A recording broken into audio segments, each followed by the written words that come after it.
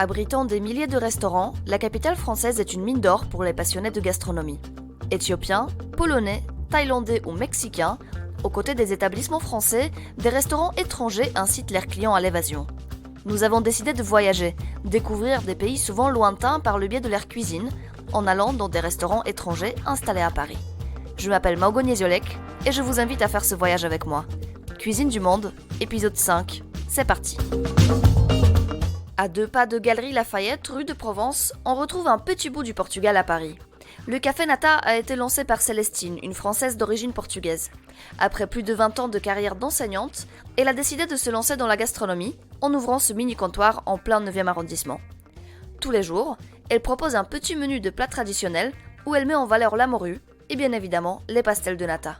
Nous l'avons rencontrée. Bonjour, alors je m'appelle Célestine, j'habite à Paris depuis 2012. Avant j'habitais au Portugal. Avec mon frère on a eu l'idée de créer quelque chose dans Paris. C'était essentiellement les pastels de nata qui nous intéressaient. Et puis voilà, on a découvert cette petite boutique rue de Provence et puis on s'y est installé. Les 2 premiers jours, on a commencé à vendre que des pastels de nata. Et bien rapidement, on s'est aperçu qu'il fallait aussi proposer des plats. Et donc, les gens appréciaient beaucoup la morue. Alors, on a commencé à la mettre dans notre menu tous les jours. On a deux plats de morue par jour. On a toujours un gratin et on a toujours de la morue. On l'a baptisé morue petite frite, mais en fait, ça s'appelle bacalhau à brás. On fait revenir des oignons avec de la morue effilée, avec un peu d'huile d'olive, du poivre, de l'ail. Donc on laisse bien revenir, on attend un petit peu. Ensuite on peut mettre un petit peu de vin blanc. On attend quelques minutes, on laisse bien revenir et on met... normalement moi je mets un petit peu de lait pour ne pas que ce soit trop sec. Mais il y en a qui ne mettent pas de lait.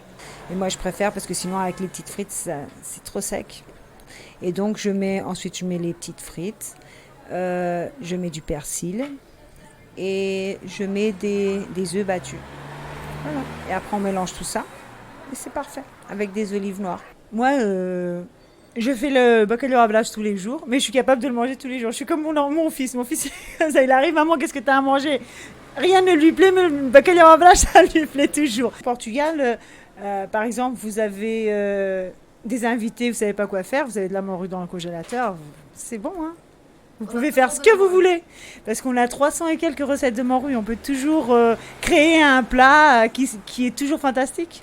Nous, on a un très bon pâtissier qui nous fait nos pastels. Il nous les fait tous les jours et ici, on les cuit. Donc, on a un four spécial pour pastels de nata. Alors, quand on coupe, il faut que la pâte croustille. On entend le croustillant de la pâte, n'est-ce pas? On l'entend bien. On l'entend bien.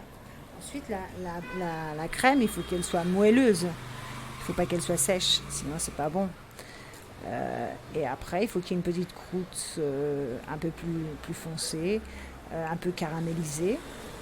Et voilà. La pâte, normalement, elle est fine, bien sûr. Elle est très croustillante et très fine. C'est une crème faite à base de jaune d'œuf, avec de la vanille, un petit peu de lait, de la maïzena. C'est pas de la crème pâtissière, ça n'a rien à voir. On l'observe et on voit que si c'est un bon pastel de nata, on le voit tout de suite à l'œil. Enfin, il faut avoir l'expérience aussi, bien sûr, mais normalement, on voit. C'est la pâte. Moi, je regarde, je vois quand la pâte est... On voit l'aspect, si elle est dure, on voit tout de suite qu'il n'est pas bon. Ou alors, il peut ne pas être du jour. Si ça ne croustille pas, il peut ne pas être du jour. À quelle occasion on mange des pastels de nata? Au Portugal, ouais. Tous les jours. Tous les jours au petit déjeuner, au goûter. Là-bas, on ne les mange pas trop comme dessert, parce qu'il y a plein d'autres desserts. Le pastel de nata à la base, ça a été le pastel de Belém, puisque le pastel de Belém, il n'est pas comme un pastel de nata, c'est différent. Les pastels de Belém, ils ont la pâte encore plus fine et ils sont plus petits. Donc, et il faut les manger tièdes. Si on ne les mange pas tièdes, ils ne sont pas aussi bons. Tandis que les pastels de nata, il y en a dans tout le pays.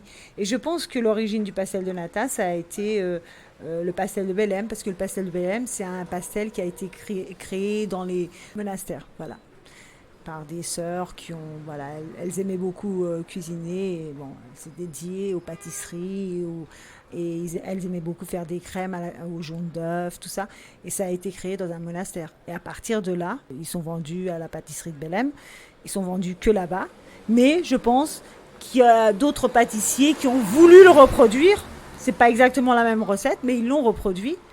Et voilà, ça ressemble. C'est pas la même chose, mais ça ressemble. Et je pense que c'est à partir de là que les pastels de nata est né. Celui de Belém, il se mange seulement à la pâtisserie de Belém. Ils laissent personne rentrer dans leur cuisine. C'est un secret. Il n'est pas exporté, rien. Que dans cette pâtisserie. Tandis que les pastels de nata, ils sont dans tout le pays. Et on a une nouveauté à Café Nata. Un produit qu'on a plus ou moins inventé. Donc on a un pastel de nata avec du chocolat et une framboise. C'est la fin de cet épisode. Merci beaucoup de nous avoir écoutés. À bientôt.